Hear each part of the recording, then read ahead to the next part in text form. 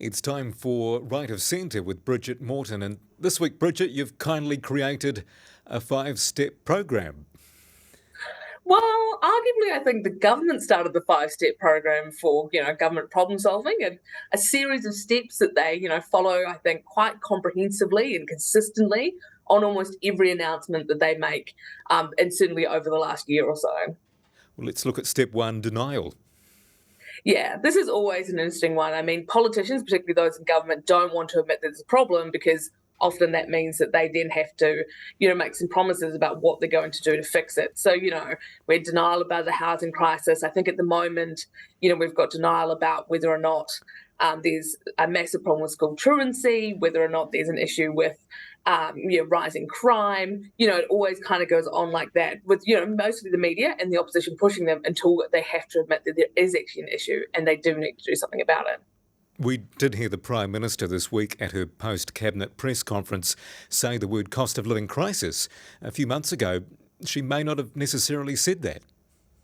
Yeah, absolutely. I mean, this is a classic, right?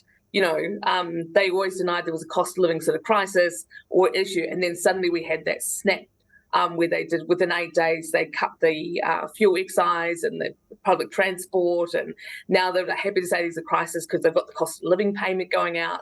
But yeah, absolutely, they're always in the beginning never want to talk about there being a crisis or there being a problem. What's the big deal about saying the word crisis?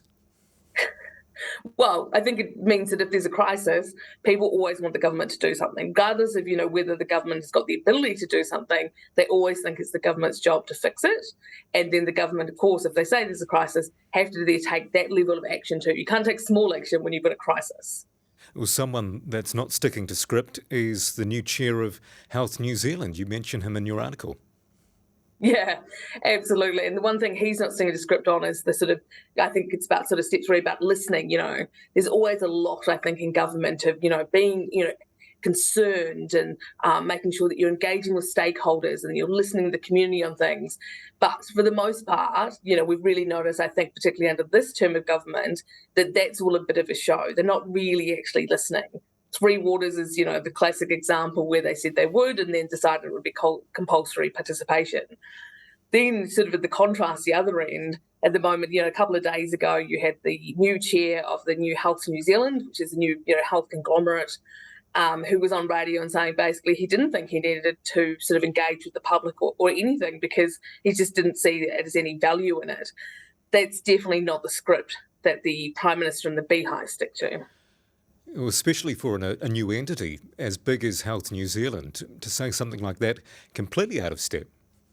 Yeah, and quite a big contrast too, because you've got to remember, they have sucked up the DHBs. The DHBs, regardless of how much people actually used it, were, elected.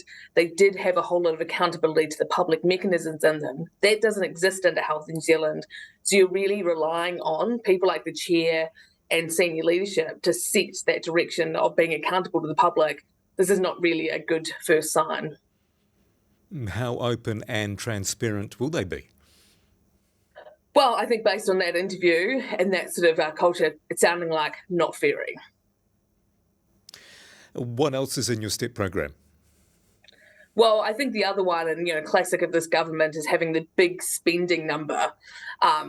We've had a lot of big announcements of huge amounts of money, millions and millions of dollars, with not really that much behind actually how it's going to be spent. And you see that many of the budget initiatives. You look at recently the budget papers. All this it was proactively released, which is normal swathes of paper in detail about what went in and what was rejected from the budget.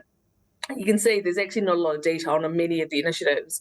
They're very much, we've put this money aside, now we've got to work out how to spend it. And step 4 is advertising billboards.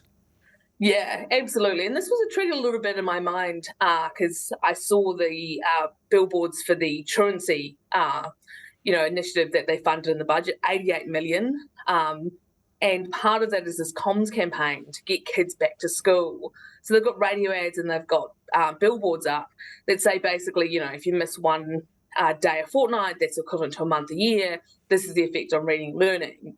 But the problem is that the ministry's own research, the survey they took, tells us that almost 50% of kids whose parents are not attending is because the parents are disinterested or unsupportive.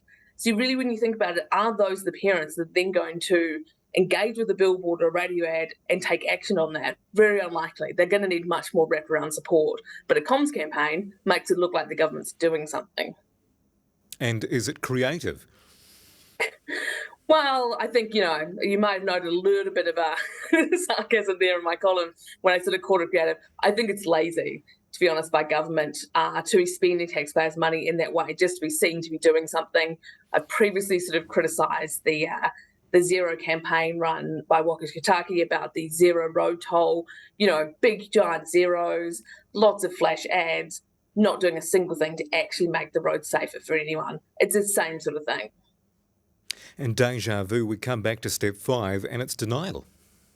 Yeah, and I think we're going to see more of this leading up to the election because, you've probably seen it actually a little bit in Postcab on Monday, the Prime Minister saying, yes, of course, there's a cost of living crisis, but it's not really a problem because we've given you the cost of living payments. But that really hasn't changed anything. And that's the problem you have is instead of actually a change in outcome, what you've really got is them just saying, look, we did this comms campaign, we've put all this money aside, we've listened to people, and they think that is a change in outcomes or their job done, when actually we need a change in what is happening on the ground. Bridget Morton, thanks for joining us. Thanks, Jono.